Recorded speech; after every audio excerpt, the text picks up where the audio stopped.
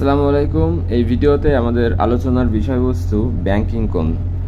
চিত্রে দেখানো হচ্ছে একজন সাইকেল আরোহী, সে একটা রাস্তায় বৃত্তাকার রাস্তায় সে বাঁক নিচ্ছে এবং সে যখন বাঁক নিচ্ছে তখন সে লম্বের সাথে থেটা কোণে কাত হয়ে বাঁক নিচ্ছে।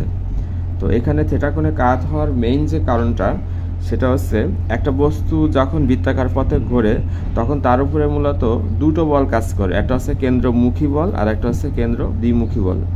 আর কেন্দ্রমুখী বল মূলত বস্তুটাকে কেন্দ্রের দিকে টানে আর কেন্দ্র বিমুখী বল হচ্ছে বস্তুটাকে ছিটকে ফেলতে চায়, অর্থাৎ এই সাইকেল আরোহীকে রাস্তা থেকে এদিক বরাবর ছিটকে ফেলতে চায় হচ্ছে কেন্দ্র বিমুখী বল। এখন সে কাত হয়ে আসে এই কারণে যাতে কেন্দ্র বিমুখী বলের পরিমাণ কম হয় এবং কেন্দ্রমুখী বলের পরিমাণ বেশি, অর্থাৎ এই যে বৃত্তাকার রাস্তা, এই রাস্তাটা একটা বৃত্ত এবং তার ধরলাম এইখানে তার কেন্দ্র আছে, তাহলে এই কেন্দ্রের সাথে যাতে এই সাইকেল আরোহীর একটা টান সৃষ্টি হয় এজন্য সে মূলত সামান্য কাত হয়ে আছে, অর্থাৎ কেন্দ্রের দিকে হেলে আছে যাতে কেন্দ্রমুখী বলের পরিমাণ বেশি হয়। সাইকেল আরোহী যখন রাস্তায় সাইকেল চালাবে তখন সে সাইকেল দিয়ে রাস্তার উপরে একটা বল প্রয়োগ করবে। এখন রাস্তাও একটা প্রতিক্রিয়া বল প্রয়োগ করবে ঠিক এদিক বরাবর, কারণ সাইকেল আরোহী এদিকে যদি বল প্রয়োগ করে রাস্তা প্রতিক্রিয়া বল প্রয়োগ করবে ঠিক এদিক বরাবর, অর্থাৎ ঠিক বিপরীত দিকে। এটা হচ্ছে নিউটনের তৃতীয় সূত্র অনুযায়ী, কারণ আমরা জানি নিউটনের তৃতীয় সূত্র অনুযায়ী ক্রিয়া প্রতিক্রিয়া সমানু বিপরীত। তাহলে এদিক বরাবর যে প্রতিক্রিয়া বলটা প্রয়োগ করবে রাস্তা, সেই প্রতিক্রিয়া বলটাকে আমরা আর ভেক্টর দ্বারা প্রকাশ করলাম। তাহলে এই আর ভেক্টর মূলত দুটো উপাংশে বিভক্ত হয়ে যাবে, সেটা একটা হবে আর কস থেটা আর একটা হবে আর সাইন থেটা। তো আর কস থেটা এদিক বরাবর ক্রিয়া করবে আর আর সাইন থেটা এদিক বরাবর ক্রিয়া করবে।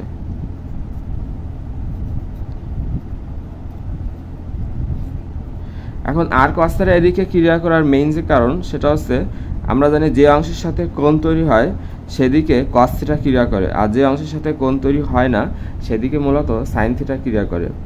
তো এদিকে কোণ তৈরি হয়েছে এজন্য এদিকে আর কস থিটা হবে আর এদিকে যাবে আর সাইন থিটা। এখন আর কস থিটা মূলত এই লোকটার ওজনটাকে প্রশমিত করবে, কারণ আর কস থিটা কিন্তু উপরের দিকে ক্রিয়া করে আর ওই লোকটার যে ওজন এবং সাইকেলের যে ওজন সেটা কিন্তু নিচের দিকে ক্রিয়া করে বিপরীত দিকে। তাহলে আর কস থিটার কাজ হচ্ছে ওজনটাকে প্রশমিত করা বা নিষ্ক্রিয় করা, আর আর সাইন থিটা যেদিকে ক্রিয়া করে কেন্দ্রমুখী বলও কিন্তু ঠিক সেদিক বরাবরই ক্রিয়া করবে, অর্থাৎ বৃত্তাকার পথের কেন্দ্রের দিকে। তাহলে এখানে আর সাইন থিটার কাজ হচ্ছে প্রয়োজনীয় কেন্দ্রমুখী বলের সাপ্লাই দেওয়া। তাহলে আমরা লিখতে পারি আর সাইন থিটা সমান সমান কেন্দ্রমুখী বল, আর কেন্দ্রমুখী বল নির্ণয় করার সূত্র আমরা জানি mv²/r।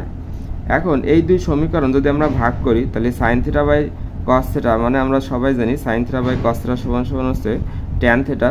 তাহলে ট্যান থিটা সমান সমান লেখা যায় v²/rg, ভাগ করার পরে আসবে ট্যান থিটা সমান সমান v²/rg। এটাই হচ্ছে আমাদের ব্যাংকিং কোণের রাশিমালা এবং এই সূত্রে থিটা দ্বারা বোঝাচ্ছে মূলত ব্যাংকিং কোণ। আর একটা বিষয় আমরা খেয়াল করি যে এখানে রাস্তার বাঁকের ব্যাসার্ধ যত কম হবে ব্যাংকিং কোণ তত বেশি হবে এবং রাস্তার গাড়ির বেগ যত বেশি হবে ব্যাংকিং কোণও কিন্তু তত বেশি হবে। এখন রাস্তায় চলার সময় সাইকেল কাত হতে পারলেও বাস বা ট্রাক কিন্তু কাত হয়ে চলতে পারবে না। তো এই ক্ষেত্রে যা করা হয়, রাস্তার একটা সাইড সামান্য উঁচু করে দেওয়া হয় আর আরেকটা সাইড নিচু করে রাখা হয় এবং এই ক্ষেত্রে একটা ত্রিভুজের মতো শেপ তৈরি হবে এবং এই ত্রিভুজের এই প্রান্তে একটা কোণ তৈরি হবে। ধরলাম এই ত্রিভুজটা হচ্ছে এবিসি ত্রিভুজ, তাহলে এই যে কোণটা এটাই হচ্ছে আমাদের ব্যাংকিং কোণ, যে কোণটা তৈরি করার কারণে দুর্ঘটনার হাত থেকে গাড়ি রক্ষা পাবে। এখন এই ত্রিভুজের বেলায় আমরা লিখতে পারি সাইন থিটা সমান সমান কি লেখা যায়, ভূমি লম্ব বাই অতিভুজ। সাইন থিটা মানে লম্ব বাই অতিভুজ, তাহলে লম্ব হচ্ছে এবি আর অতিভুজ হচ্ছে এক্ষেত্রে এসি। তাহলে আমরা লিখলাম সাইন থিটা সমান সমান এই এবিকে বলা আমরা সংক্ষেপে এইচ দ্বারা প্রকাশ করতেছি। এবিকে এইচ দ্বারা প্রকাশ করা হচ্ছে, এইচ মানে হচ্ছে রাস্তার দুই পাশের উচ্চতার পার্থক্য, আর এসি দ্বারা বোঝাচ্ছে রাস্তার প্রস্থ, যাকে আমরা ডি দ্বারা প্রকাশ করতেছি। তাহলে সাইন থিটা সমান সমান আমরা লিখলাম h/d। তো এইটা হচ্ছে ব্যাংকিং কোণ নির্ণয় করার সেকেন্ড সূত্র, সেটা হচ্ছে সাইন থিটা সমান সমান h/d। এখানে h হলো রাস্তার দুই পাশের উচ্চতার পার্থক্য এবং d হলো রাস্তার প্রস্থ।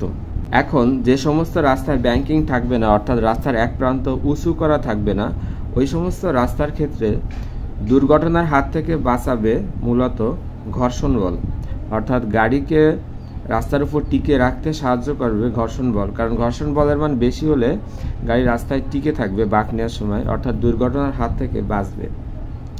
আর আমরা জানি ঘর্ষণ গুণাঙ্ক মিউ ইকুয়াল ট্যান থেটা। এই সূত্রে থেটা দ্বারা বোঝায় মূলত ঘর্ষণ কোণ, আর মিউ হচ্ছে এখানে ঘর্ষণ গুণাঙ্ক। আর ব্যাংকিং কোণের ক্ষেত্রে আমরা লিখছিলাম একটু আগে যে ট্যান থেটা সমান বি স্কয়ার বাই আর জি। তাহলে ট্যান থেটার জায়গায় যে আমি মিউ লিখি, তাহলে মিউ ইকুয়াল লেখা যায় বি স্কয়ার বাই আর জি। তো এই সূত্রটা হচ্ছে ব্যাংকিং কোণের উপর 3 নাম্বার যে সূত্র, সেটা হচ্ছে mu equal B square by R G.